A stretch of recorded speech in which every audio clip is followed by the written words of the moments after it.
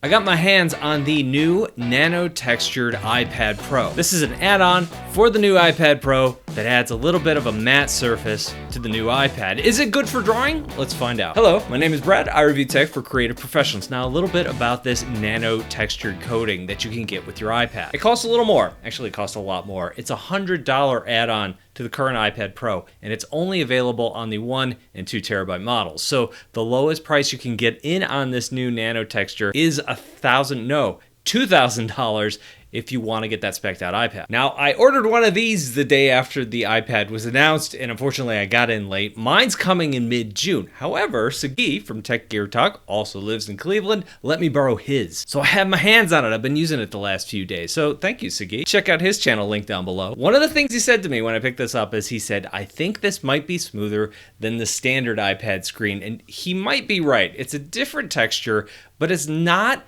what I would consider a rough drawing texture. So the reason most people would put a screen protector on their iPad is specifically for that, at least a matte screen protector, is to give you that nice drawing feel, to give you more control, to make it feel more like paper, right? When you drag a pencil across the paper, that's got a texture, it's got a feel. When you drag an Apple Pencil across a glass screen, it's a very smooth feel. This doesn't have anything like this. This nano coating is much, much smoother. Another thing you're gonna notice, just looking at the screenshots of this, is this does not go all the way to the edge of the screen, or at least the edge of the device. It does go to the edges of the screen. So the bezels around the screen are still the same glossy glass. Kind of an interesting choice. Another thing you notice is that when the screen is on, you can't really see this texture at all. That's a great thing. When I was using it, I didn't really notice the colors dulling quite as much. That's something that you get with a lot of matte screen protectors or any kind of matte coating or nano texture coating that you're going to put on a device. Now, when I did take it out and I placed it next to my other iPad, I could tell that the blacks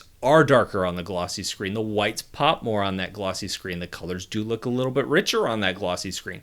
It's not night and day, but when they're together, you can tell. When you're using it on its own, you can't really. Now, Apple markets this not as a drawing texture. Apple markets this as a highlight situation, right? You're filming outside and you need to see something on your iPad because this thing gets really bright.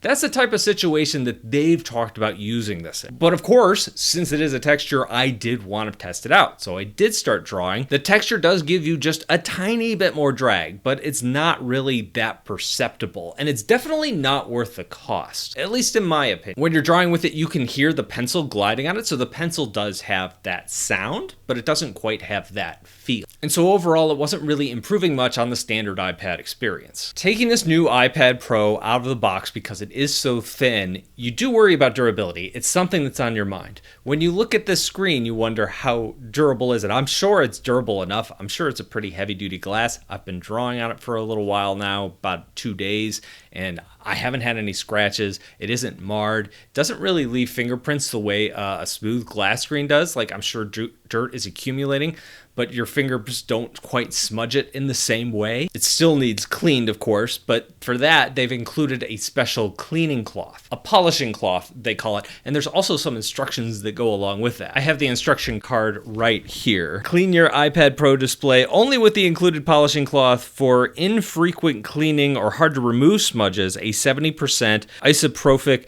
alcohol IPA solution may be used. Do not spray the solution directly on the display. For additional polishing cloths, visit apple.com. My immediate thought after reading that was, wait, I need more information, because I'm left with the impression that if I use the wrong cleaning cloth or the wrong kind of solution on this screen, I could somehow damage it. I'm not supposed to spray this directly on the screen, so I guess I'm assuming I have to spray it on the polishing cloth. Is that going to damage the polishing cloth over time?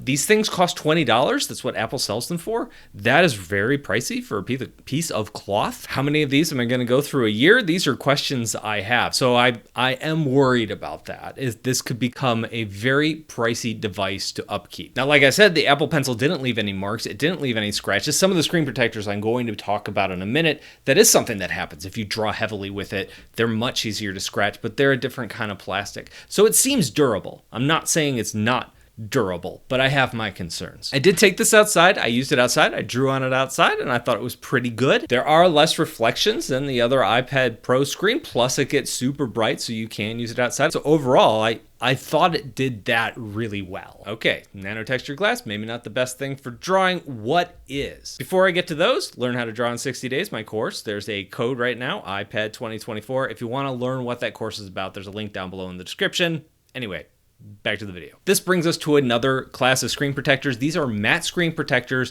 that are like a film that you can peel off, goes on your iPad, that provides that great drawing texture that you're looking for. I haven't used a lot of different brands. The main brand I've used over the years is a brand called Paperlike. They used to sponsor this channel back when I was a little baby channel a few years back. And I've used those on most of my iPads over the last several years. Up until the last year or so, I started using a different kind. Get to that in a minute. Even though I use Paperlike, there's 100 different brands out there. There's some just super cheap ones you can pick up on Amazon. There's other ones that are catered more towards illustrators.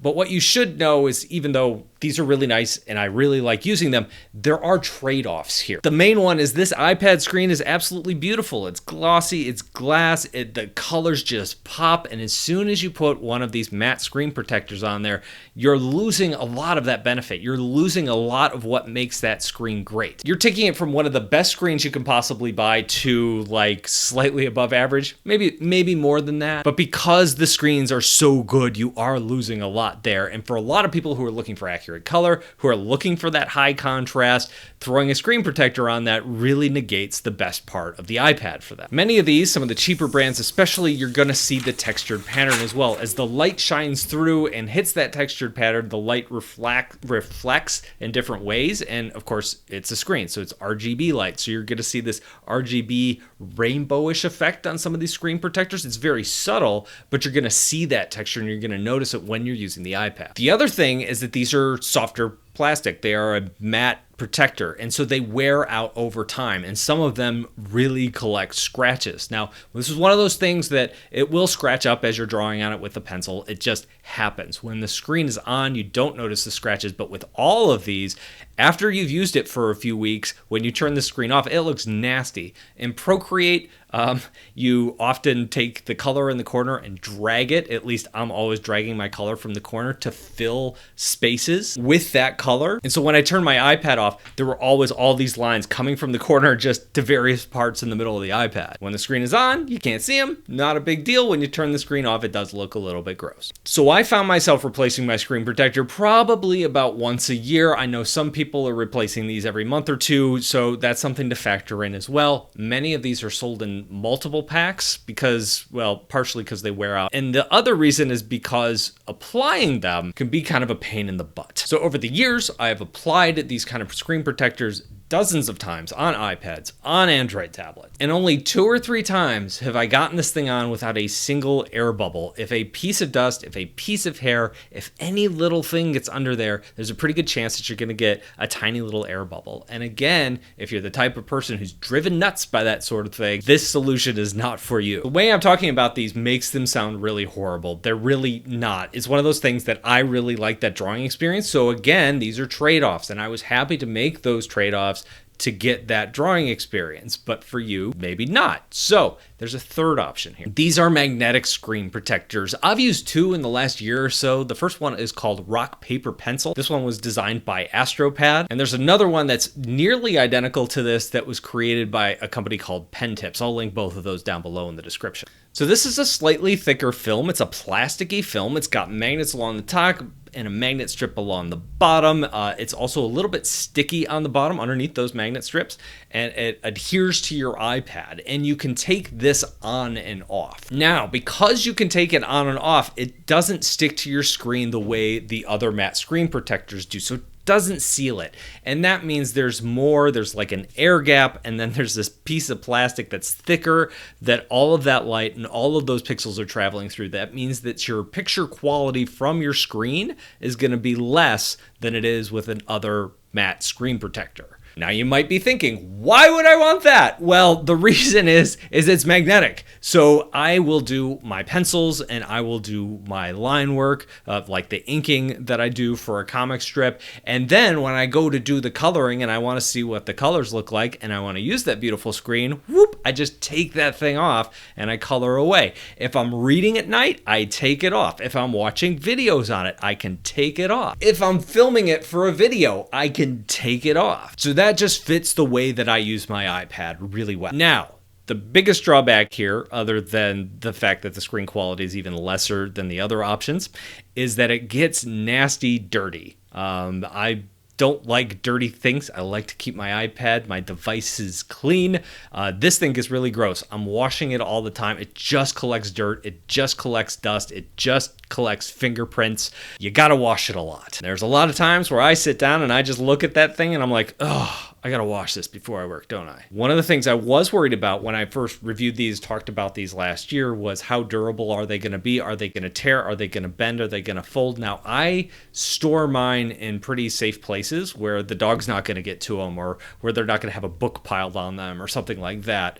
But that is something you do have to be careful of. So I haven't had any rips or bends or anything, but I do have to take care of them. And the rock, paper, pencil version of this also comes with another pen nib, so you can take off the pen nib, screw on a ball tip pen nib, which gives you a super rough surface. So if you want like really gritty, grippy, it was too grippy for me. I like grippy. This was too grippy. But if you want that, if you want to try that, that version does come with a different pen nib. Which brings us to a fourth thing that you can try, and those are custom pen nibs. You can find these on Amazon. I mentioned my other screen protector came from a site called Pen Nibs, who sell pen nibs, and these are replacement textures. So most of the ones that I've seen are rubber. So sometimes they'll sell little rubber tips that go on top of the Apple Pencil, and what that does is it gives you some grip and some traction. It's almost like using the back of a pencil eraser, like an old school number 2 pencil eraser to draw with. It's that kind of texture.